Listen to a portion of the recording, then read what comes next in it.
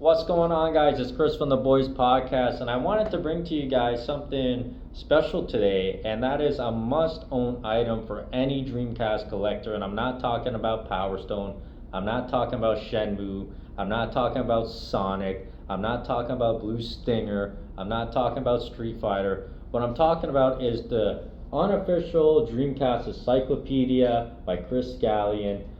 This is an absolutely beautiful piece. It includes every Japanese game also.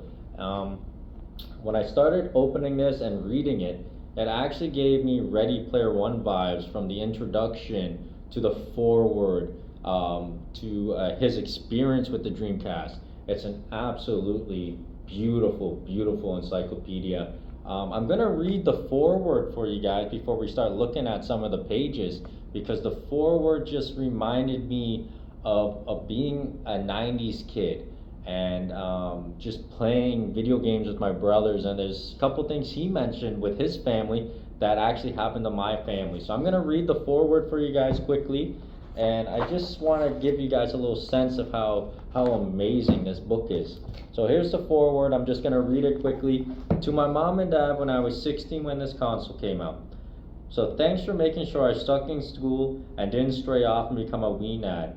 Oh, and thanks, Mom, for being understanding when I decided to quit my Toys R Us job on the first day, when it turned out they weren't going to let me sell video games or Star Wars Episode 1 figures at all, and wanted me to build bikes instead. I love that paragraph right there.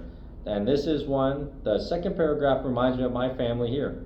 To my wee brother Kevin, we didn't really play the Dreamcast that much together, but we still were, because we were still obsessed with No Mercy on the N64.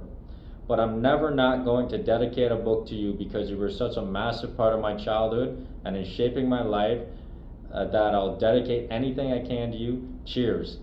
I love this when he's talking about the N64, the No Mercy. We used to game No Mercy. My brother was able to hook up the TV and we were able to record our matches. So I would be having cage matches, all sorts of matches, and recording them and then rewatching them, and then actually doing live commentary on them. So I totally get what he's saying right here. To my wonderful wife Louise, thank you so much for continuously nodding your head and saying each time. I promise you I had this whole book written, processed down to a science. Now, even as it was clear, and it was sort of a science, that at the end, with a big acid explosion of faces peeling off and stuff, you supported me as I continued to struggle through, and I love you for it. Next time I'll get it. Honest. And finally, but not least, to my beautiful daughter, even though you're only 4, you already filled my heart with a lifetime worth of love. I'm happily watch you catch a fish in Disney Dreamlight Valley all day and do anything else with anyone else. Your mom aside, obviously, I'll always love you with every atom of my energy in my body until I'm no longer here to be able to.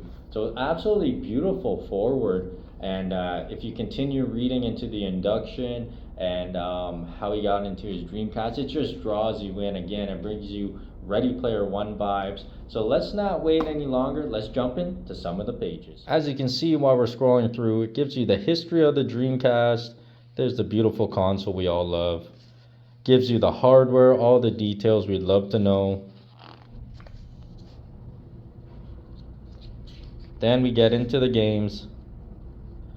And what I love about this is it gives us all the information. So we'll just dive right into 101 Dalmatians. And it gives you at the top here where it was released. It was released in America, Europe, but not in Japan. And it gives you a nice whole description of the game and a fun fact. Just an absolutely beautiful book. It's got everything you need for any fan. I'll go to the Japanese section here. Japanese games. What a flip. And there you go. It's got all the Japanese games, when they were published, when they were released.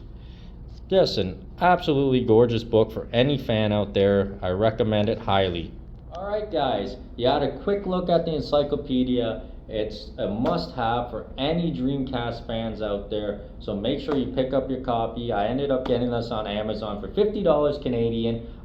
If you're not a Dreamcast fan, he does N64 ones, PlayStation 2. He's got a bunch of them. They're absolutely gorgeous, and I really believe every Dreamcast fan should own this. So guys, I'll see you next time, and make sure you buy your copy.